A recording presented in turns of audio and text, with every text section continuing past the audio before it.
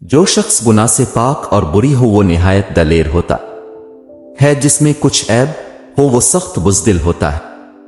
جس شخص کا علم اس کے عقل سے زیادہ ہو جاتا ہے وہ اس کے لیے وبال ہو جاتا ہے۔ جو شخص برائی کا نقصان نہیں جانتا وہ اس طرح کے واقعہ ہونے سے نہیں بچ سکتا۔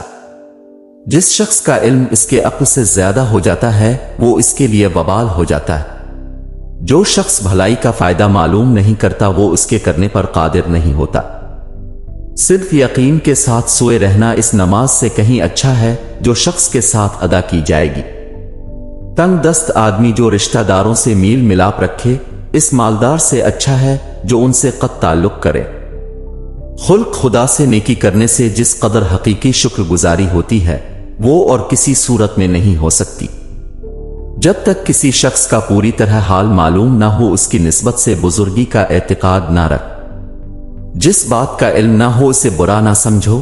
ہو سکتا ہے کہ کوئی بات ابھی تک تمہارے کان تک نہ پہنچی ہو۔ اگر کوئی قابل شخص دوستی کے لائق نہ ملے تو کسی نااہل سے دوستی مت کرو۔ جو شخص کل کو اپنی موت کا دن سمجھتا ہے موت کے آنے سے اسے کوئی تکلیف محسوس نہیں ہو۔ آج خود کو اتنا تنہا محسوس کیا جیسے لوگ دفنا کے چھوڑ گئے ہوں۔ بے موت مر جاتے ہیں، بے آواز رونے والے۔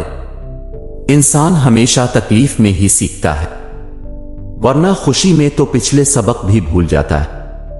کبھی کبھی اچھے لوگوں سے بھی غلطیاں ہو جاتی ہے، لیکن اس کا مطلب ہرگز نہیں ہے کہ وہ برے لوگ ہیں، بلکہ یہ مطلب ہے کہ وہ بھی انسان ہیں۔ آپ اپنی زندگی سے بھلے خوش نہ ہوں، پر کچھ لوگ ایسے بھی ہیں جو اب جیسی زندگی جینے کے لیے ترستے ہیں۔ ہر انسان کا دل برا اور بے وفا نہیں ہوتا، بجھ جاتا ہے دیا تیل کی کمی سے۔ ہر بار قصور ہواؤں کا نہیں ہوتا۔ بہت ڈر لگتا ہے مجھے ان لوگوں سے جو باتوں میں مٹھاس اور دل میں زہر رکھتے ہیں۔ بن کر کسی کے گم مٹا دو۔ انسان کی تربیت کا فرق ہوتا ہے، ورنہ جو سن سکتا ہے وہ سنا بھی سکتا ہے۔